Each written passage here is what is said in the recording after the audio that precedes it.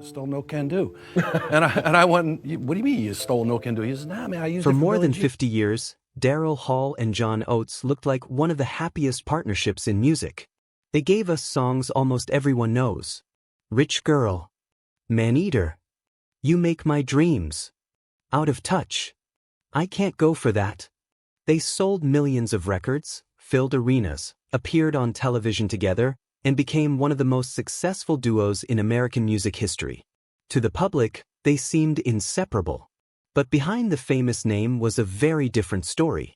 Because while millions of fans thought Hall and Oates were still a close musical team, Daryl Hall now says the creative partnership had actually been over for decades. And at 79, Hall has made something very clear. He doesn't want John Oates back. Not for another tour. Not for another album. Not even for one final reunion. In fact, when he was asked if there was any chance they could repair their relationship, Hall gave an answer that sounded almost like the final scene of a movie. That ship has gone to the bottom of the ocean. So what happened between two men who spent more than half a century building one of the biggest music careers of all time? And why did a disagreement over a business deal turn into one of the ugliest breakups in their long history? The answer goes much deeper than one lawsuit. Because according to Hall, the breakup had been coming for years. And the shocking part is that the public barely noticed. To understand why this story became so bitter, you have to go back to the beginning.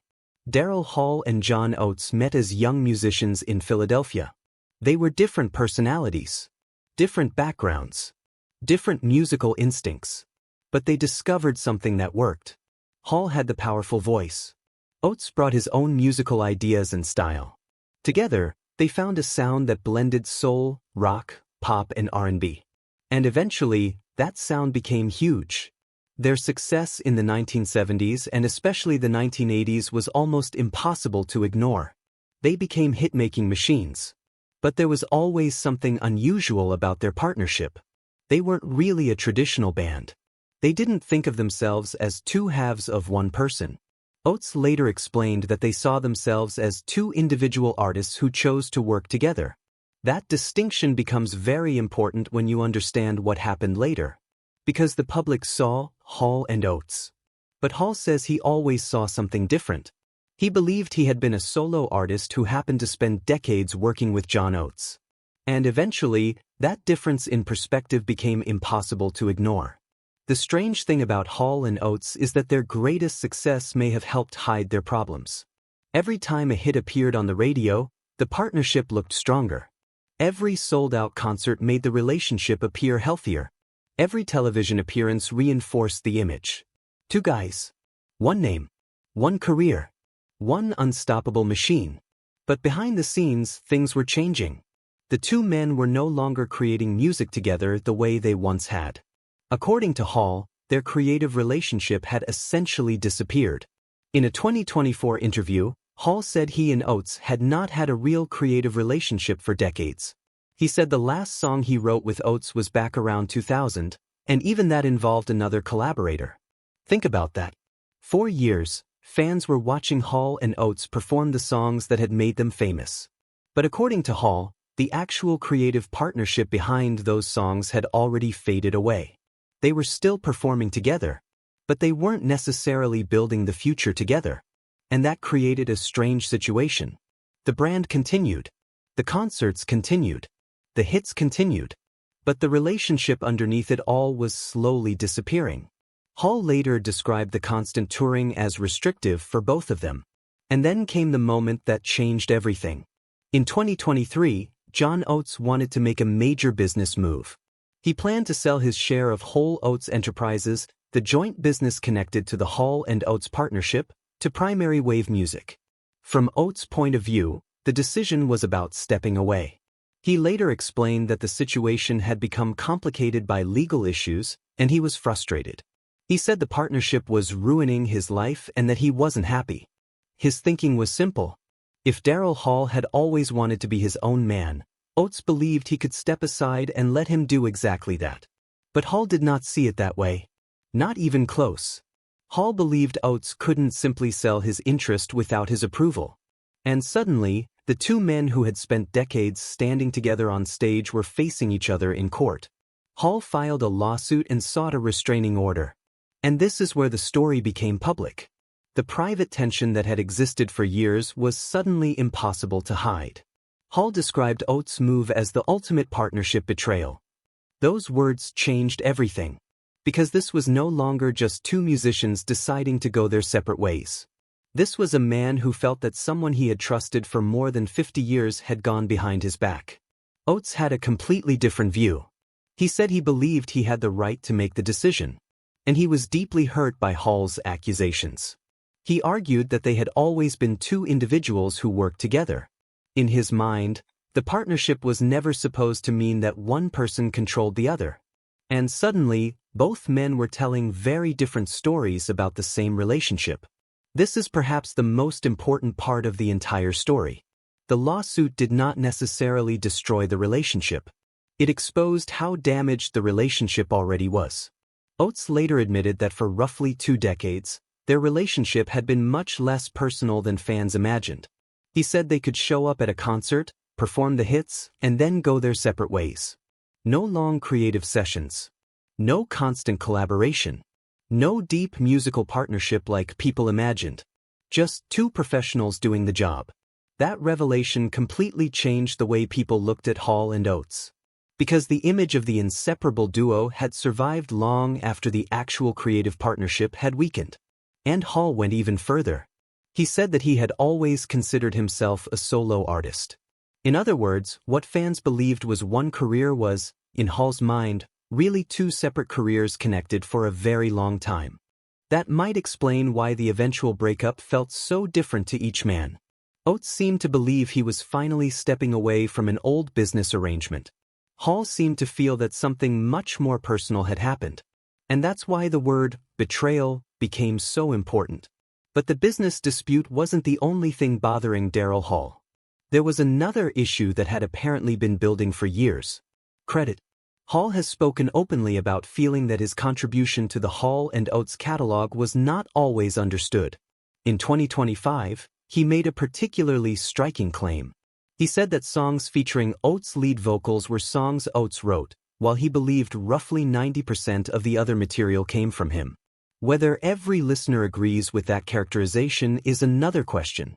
But what matters is that Hall clearly felt frustrated. He believed the public had misunderstood the creative balance between the two men. For decades, the name Hall and Oates suggested equal partners. But Hall's comments suggested he did not necessarily see their contribution that way. And this is where the emotional side of the story becomes even more complicated. Imagine spending decades creating music that becomes part of people's lives. Then imagine reaching your late 70s and feeling that people still don't fully understand what you contributed. That kind of frustration doesn't disappear overnight. It builds. Slowly. Quietly. Until one day, the partnership is no longer worth preserving.